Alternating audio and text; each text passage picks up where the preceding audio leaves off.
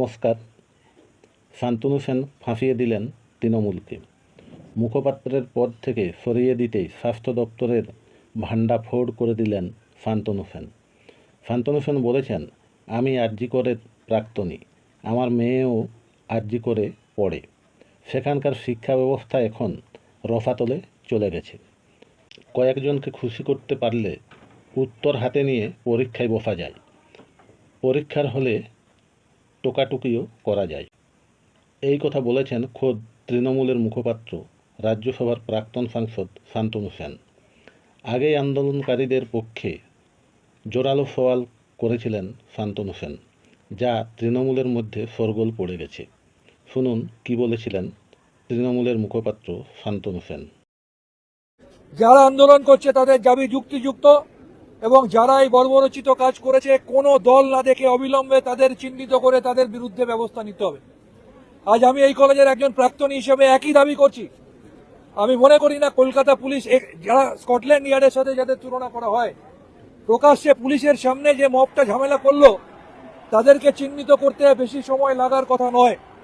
তাই আমি x students অ্যাসোসিয়েশনের একজন সভ্য হিসেবে কলকাতা পুলিশের কাছে দাবি করছি, ইতিমধ্যে এই যে ছবিগুলো সংবাদ মাধ্যমে দেখা গেছে, আমি বিশ্বাস করি তার থেকে অনেক বেশি তথ্য আপনাদের কাছে আছে। 12 ঘন্টার মধ্যে তাদের প্রত্যেককে চিহ্নিত করে তাদের বিরুদ্ধে দৃষ্টান্তমূলক ব্যবস্থা নিতে হবে, তারা যে রাজনৈতিক দলের সাথেই যুক্ত থাকুক না কেন।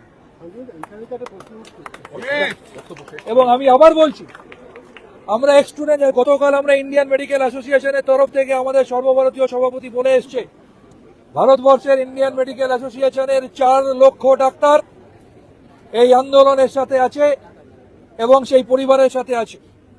আজও আমরা দায়িত্ব নিয়ে বলছি, এক্স স্টুডেন্টস অ্যাসোসিয়েশন যারা যেখানে আছেন, কলকাতায় আছেন, কলকাতার বাইরে আছেন, ভারতে আছেন, দেশের বাইরে আছেন, তারা সবাই শারীরিকভাবে মানসিকভাবে এদের পাশে আমরা আছি এবং আমাদের ডিমান্ড অবিলম্বে তদন্ত সম্পূর্ণ করে দোষীদের চিহ্নিত করে দৃষ্টান্তমূলক শাস্তি দিতে হবে এবং 12 ঘন্টার মধ্যে, অর্থাৎ আজকে রাতের মধ্যে গতকাল যারা এই ঘটনা ঘটিয়েছে তাদের প্রত্যেককে চিহ্নিত করে তাদের বিরুদ্ধে দৃষ্টান্তমূলক ব্যবস্থা নিতে হবে।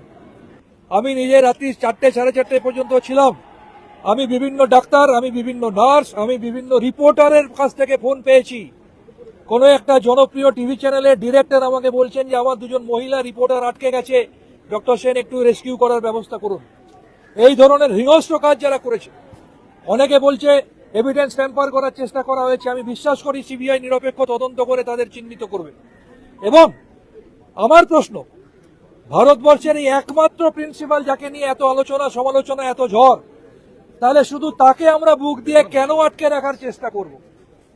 তার জন্য যখন এত কিছু হচ্ছে তাকে আমরা কেন আটকাবো?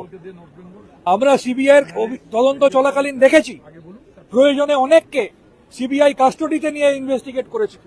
আমরা আশা করব এখানেও দ্রুততার সাথে তদন্ত সম্পন্ন করার প্রয়োজনে সিবিআই যদি মনে করে কাস্টডিতে নিয়ে তদন্ত করুন, আমরা ইমিডিয়েট সলিউশন চাই।